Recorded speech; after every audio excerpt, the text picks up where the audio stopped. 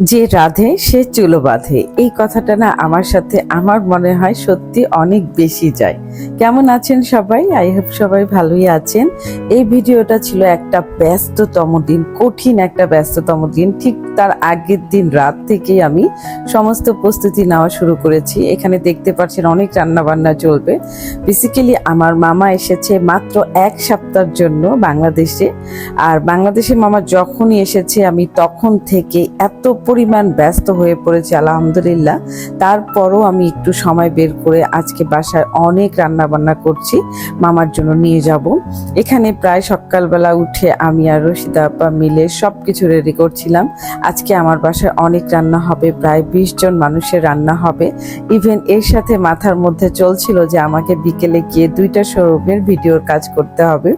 সবকিছু কিন্তু আমাকে এক হাতেই ম্যানেজ করতে হয়। আজকে আমি এখানে হচ্ছে চিকেনের একটা চমৎকার কারি করেছি, ইভেন হচ্ছে বিরিয়ানি করেছি। আর খাবারের কোয়ান্টিটি কিন্তু অনেক বেশি ছিল, বুটের ডাল দিয়ে গরুর মাংসের হাড্ডি, ইভেন হচ্ছে আমাদের এই যে ডিমের যে হচ্ছে কোরমা, সেটাও কিন্তু আমি করেছি। আর আগের দিন রাতেই তো হচ্ছে ফিরনিটা রেডি করে রেখেছিলাম। রশিদা আপাও ছিল, যে কারণে আমার কাজটা একটু সহজ হয়েছে।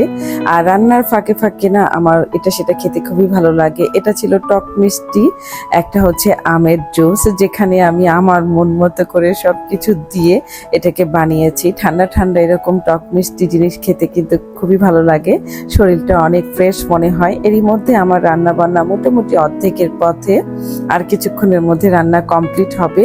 আর আজকে কাউকে বাসায় ডাকিনি, যার যার বাসায় সমস্ত খাবার পৌঁছে দিব।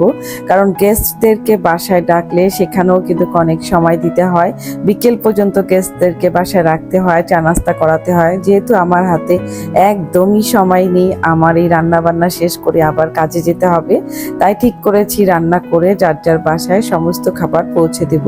আজকে আমার ছোট বোনের বাসাও আমি দিয়েছি, এবং আমার নানু বাসা এবং আমাদের বাসা, 3 বাসার জন্য প্রায় 20 জন মানুষের জন্য আমি বিফ বিরিয়ানি করেছি।